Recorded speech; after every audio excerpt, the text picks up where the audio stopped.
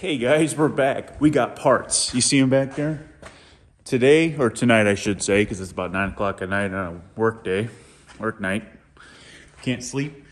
So we are going to be ripping out the rear axle, the torque tube, whole assembly, and see if we can reef our new stuff in for the most part.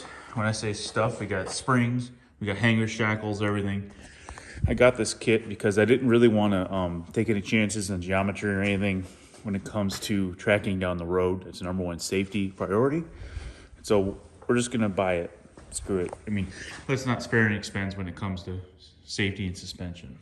We gotta look at the Ford 9-inch. We are coming back from a road trip. We've got a Ford 9-inch rear end. I'm driving, Mullet Man is watching TikToks, and we're just cruising on down the road. Oh, watch this one, dude. Oh, check it out. We got a lot of stuff to do.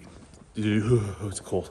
A lot of stuff to do tonight. I'm gonna kick on the torpedo heater, get the chill out of here. Let's get to work.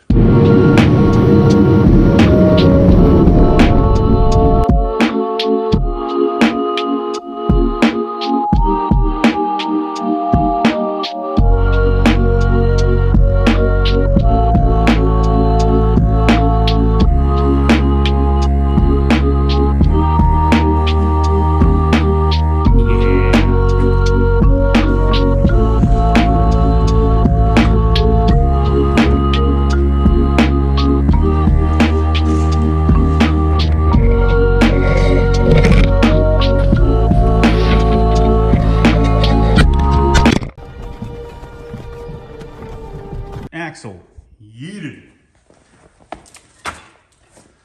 Other axle, yeeted. Now, we are tilting this up so we can get at it with the poker and resurface everything, get it nice and ready for our rust stuff and our nice tractor, truck, and auto industrial acrylic enamel. Low budget hot rod, guys.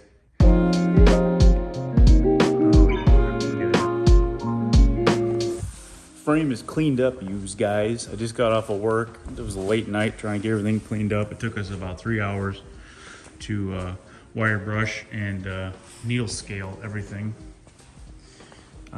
It's to my satisfaction, cleanliness wise. We're ready to paint and mount. Well, I should say mount, drill our holes, and then paint the primer layer on. These parts here are the only bad parts. These are the body mounts.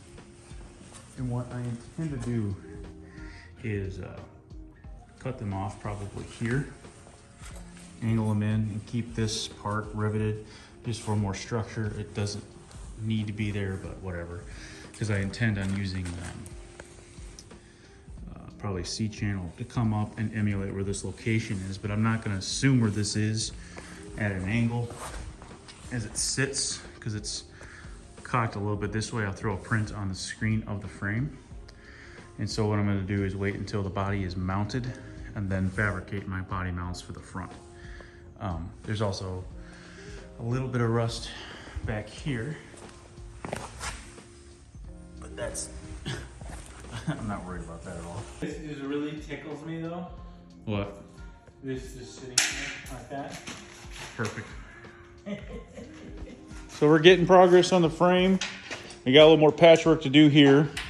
And then we can, well, first we're setting up the brackets on the back. That way we've got a good triangulation to go to the front when we put our leaf springs in. So once we get everything set up, we'll move to mounting the front. It's been a long couple of days, but we're finally getting to the point where we can get it painted and finished up and back to a rolling chassis. And that's really our goal is for this episode, is get everything mobile again. Wrong. So we'll check back in whenever we get some progress. Whoa, okay guys. So major progress. This is the same night. It's getting pretty late. We've got our two rear shackles mounted, or tacked in, I should say. And they're perfectly triangulated off the rear.